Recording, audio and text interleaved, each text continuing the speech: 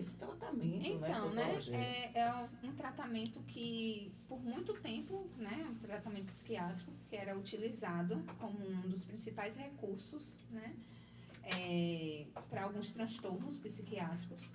Hoje em dia, a gente já não vê mais, né, com tanta frequência, porém ainda tem alguns profissionais, alguns hospitais, né, e profissionais que utilizam. Eu não sei lhe dizer como está a regulamentação, né, em relação ao SUS ou ao sistema, né, que regulamenta essa opção de tratamento, mas a gente sabe que ainda é uma alternativa, né, para alguns transtornos psiquiátricos. E é bem polêmico, né, porque tem pesquisas que trazem que tem um efeito, né, que é muito eficaz, mas tem também alguns pesquisadores que traz o efeito colateral, o prejuízo que pode trazer, né, para o indivíduo que faz uso, né, dessa terapia. Mas hoje ainda tem profissionais que utilizam. Não é muito, né, não é muito comum da gente ver, mas antigamente era a primeira opção para tratamentos psiquiátricos, né? Esquizofrenias, neuroses, entre vários outros. Com essa lei antimanicomial, acabou os manicômios, né? Chamado. Que foi a questão da reforma psiquiátrica. Eu assisti tinha trazido. Eu não sei se as pessoas que estão aí, não sei se as pessoas que estão aí já assistiram aquele filme Nise da Silveira, né? Já assistiu o filme? É forte, impactante, né? Bem impactante. Bem impactante, eu acho que vale a pena, porque ele trata de como eles eram. E uma vez, eu tenho 20 anos, mais de 21 anos de formada, e era muito complicado você entrar na colônia. Era triste de ver, era deprimente. Sim. Era caótica, a energia caótica, era muito ruim. Você viver aquele ambiente insalubre, as pessoas né? viviam em condições subhumanas, né? Subhumanas.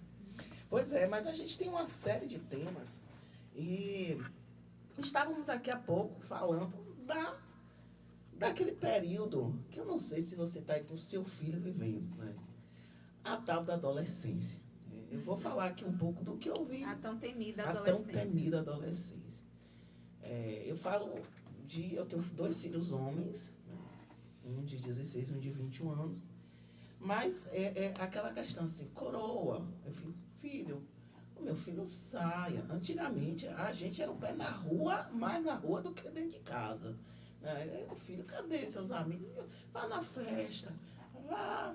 Não, minha mãe, eu estou bem, meus colegas estão em feira, meu colega está ali, o celular o tempo inteiro, sabe? Às vezes não quer sair com o pai nem com a mãe. Isso daí, eu acho que desde o meu tempo a gente nunca gostou muito de sair com o pai e com a mãe, né? Mas adolescer ficou mais difícil, continua a mesma coisa, porque a gente que está envelhecendo, sabe? Ou como lidar com esse povo? O povo difícil de lidar é adolescente, Como né? eu lhe falei, o contexto, né, como eu citei antes, o contexto em que os nossos adolescentes estão hoje é completamente diferente do contexto que a gente viveu há anos atrás, né? Então, assim, o acesso às informações, né, a própria violência faz com que a gente, né, tenha mais medo. Então, é diferente. Não tem como a gente comparar o adolescente de hoje com o adolescente que nós fomos, né? Então, assim, é realmente uma fase bem, bem difícil, né? É uma fase bem polêmica, mas é uma fase que precisa ser bem conduzida, né? Então, acho que a primeira coisa que a gente precisa entender é que o adolescente, ele processa as informações diferente da gente, né? Então, às vezes, a gente fala uma coisa achando que eles vão raciocinar ou pensar da mesma forma, e pelo comportamento deles, a gente percebe que é como se não tivesse absorvido nada do que a gente falou, né? Então, assim, porque o cérebro, ele só vai estar 100% desenvolvido aos 25 anos, né? Então, é esse processo de transição. A adolescência é um processo de transição que sai da infância, né, entrando na fase adulta. Então, é um processo de mudanças físicas, hormonais, né? sociais, tem uma questão de que algumas escolhas elas começam a ser feitas na adolescência, como a escolha da profissão, né, que chega ali no final do ensino médio e precisa entrar numa faculdade. Tem a questão da identificação com o outro, né? O adolescente ele é uma fase que ele se identifica muito mais com os amigos do que com a própria família. Isso faz parte dessa fase. Aí começa, né, a ficar mãe e pai tudo desesperado, não me ama mais, não quer mais viajar comigo, né? Não quer mais um beijo na porta da escola, né? Aí fica todo mundo desesperado. Ai, me deixa, coroa. Mas faz parte desse processo. O que é que a gente precisa, né? A gente precisa conduzir da melhor forma possível para que eles se formem adultos funcionais, né?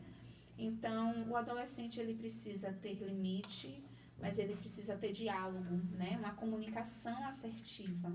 Não é a comunicação autoritária, a imposição. Precisa de uma comunicação saudável, uma comunicação positiva, né?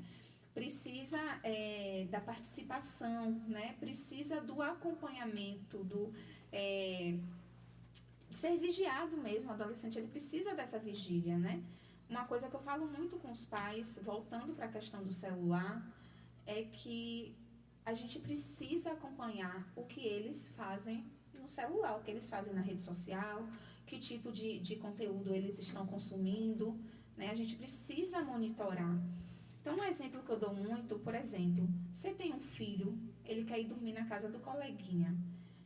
Se você não conhece pai, mãe, irmãos, quem vive na casa daquele colega, você vai autorizar que seu filho vá dormir? A gente sabe que tem gente que autoriza, né? Mas é certo você deixar seu filho, sua criança, seu adolescente dormir na casa de pessoas que você não conhece? Então você está vigiando, você está cuidando. Por que é que você não pode vigiar o celular do seu filho e as pessoas que ele tem contato?